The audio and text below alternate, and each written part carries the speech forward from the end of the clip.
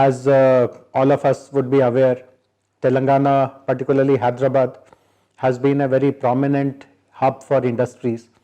We have a large number of industrial clusters in and around the city of Hyderabad, and also in other districts of Telangana like Karimnagar, Warangal, Ramagundam, Kottagudem, and so on and so forth.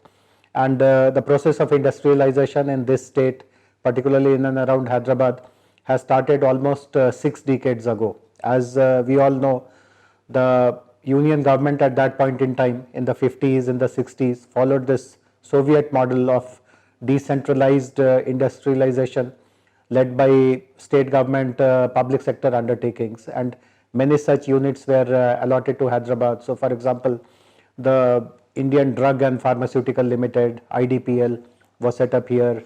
Hindustan Machine Tools was established here. Bharat Heavy Electrical Limited was established here, and subsequently lots of defense manufacturing PSUs also got set up in and around Hyderabad. And over a period of time, they also encouraged large number of ancillary suppliers, particularly in the SME sector. And today, if you look at the state as a whole, we have almost 70,000 SMEs, and of course a large number of large manufacturers as well. So Hyderabad and the other clusters in Telangana have been major industrial centers in our country. And while that is in some sense a very positive thing, in the sense that they have contributed to the growth of the economy, they have created hundreds and thousands of jobs. On the flip side, there have been also some adverse consequences of this level of industrialization, particularly in terms of very heavy carbon footprints, contribution to environmental pollution, degradation, resources inefficiency, and so on and so forth. So as a government, we are very conscious of the fact that we have to set a strong example in ensuring that the positives of the industries are maximized in the state, and all these adverse consequences are minimized, and at some point in time they are completely eliminated. So the government and all its agencies are fully conscious of our responsibilities, and we work with the industries, industry organizations, resource organizations, civil society organizations, domain experts, etc., to introduce as many concepts related to positive environmental footprint, positive behavior in terms of disposal of waste, etc., as possible. So some of the initiatives that we have taken, particularly here in our state of Telangana, are worth speaking about. So in our Industrial Infrastructure Corporation, the TSIIC, we have created a dedicated cell for environment management, and we have ensured that some of the older industrial parks are retrofitted to become green industrial parks, and whatever new parks come up, they are completely green parks. And we have received lots of technical inputs from even international agencies who have guided us, who have kind of trained our staff in how to do the master planning for a green industrial park. In fact, we have an industrial park very close to Hyderabad called the Industrial Park Jayesh, where we have showcased how a green industrial park can be set up. So all the water which is coming as rainfall into that industrial park, that is harvested within the park. There is a very scientific method of disposal of waste, both solid waste as well as liquid waste.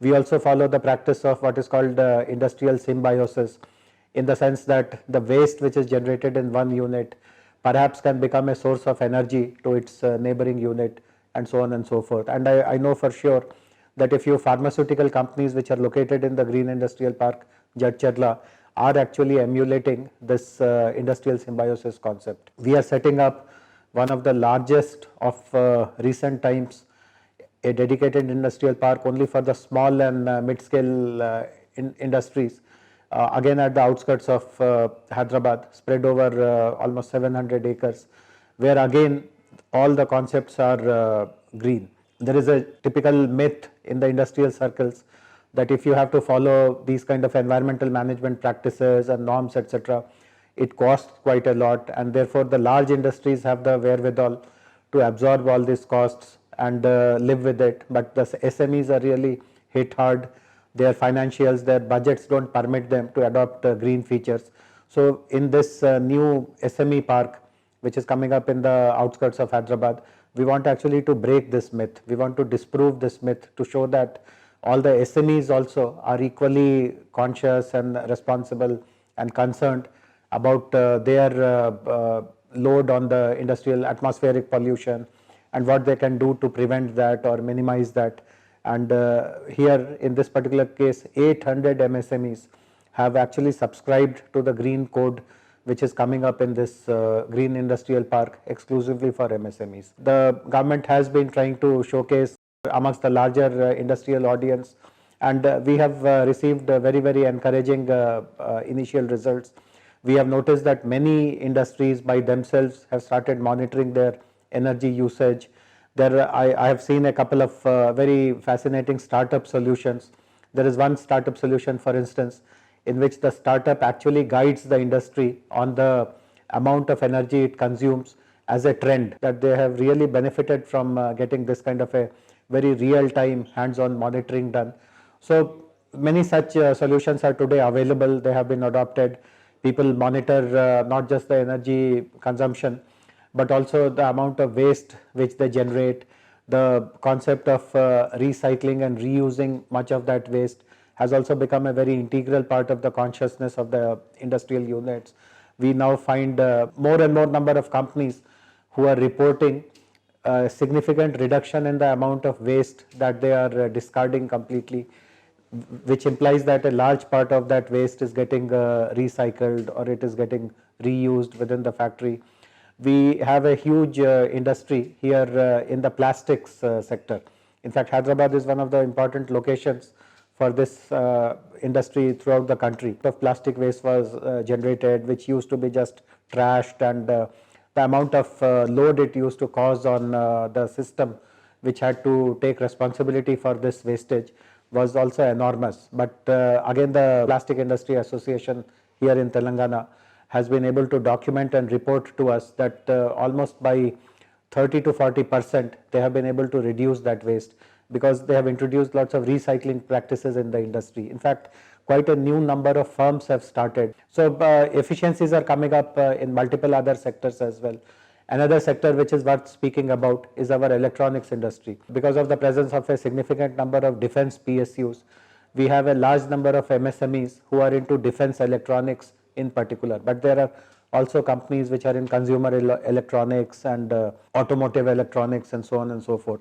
So and plus Hyderabad, as we all know, is an important tech hub of the country, and there are close to 550,000 IT professionals who work in the city, employed by almost 1,700 companies.